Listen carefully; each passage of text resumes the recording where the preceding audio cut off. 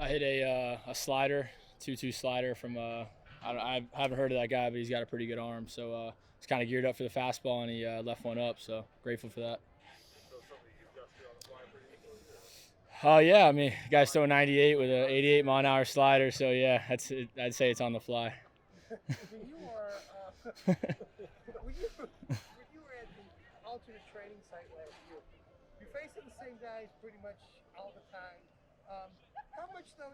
What parts of that helped you, even though you weren't in actual game competition with other? Just making it as game-like as possible. I mean, sometimes facing the same guy over and over is kind of tough, just because you kind of expect what he's going to do to you, and he's your buddy too. So it's kind of, you have that little battle going on. But yeah, just making it game-like, making it, really, those two strike at bats, really, making sure you're not chasing, just sticking to your approach, and trying to get better out there, because those guys we have are pretty good. So.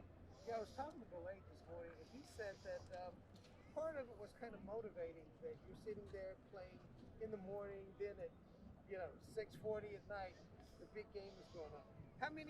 How often did you see those games, and how much did you kind of feel like, hey, I'm so close to it sitting here at Denver?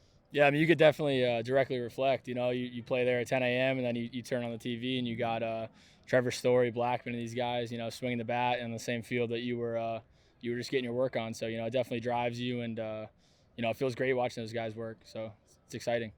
What's some of the biggest lessons you take from some of those guys? Just their preparation before the games. Just picking their brain. The video work they do, the just stuff with their bodies, all the recovery and all that stuff. And then just the mindset they bring every day is very intense. And I definitely want to become that guy, very intense. When they're playing off the field, you can have a conversation with them. So it's pretty special. How much have you had to adjust your body to play this game? I mean, you're a big fellow, but there are certain things you have to do to be right. And how much has that changed over the years? Definitely. I think, early on I was kind of lax in my body, and it definitely affected me on the field, movement wise at third and first, even in the box, not, getting your hip routine in, and little stuff like this. Now that I'm learning, it makes a pretty big difference for me, and definitely just my eating habits and stuff like that. And this year I felt like I was really ready to take the next step on that. And my body feels great right now. I feel like I'm moving better than I ever have. Do you kind of look back and say, man, I was so young in this camp before, and now you act like you feel like you belong to a certain degree? Definitely, coming in as I think I was 21 my first camp, or 20, and definitely the comfort level has gotten a lot higher as of right now, and I'm pretty excited about that. Just feel like I belong right here, so it's exciting.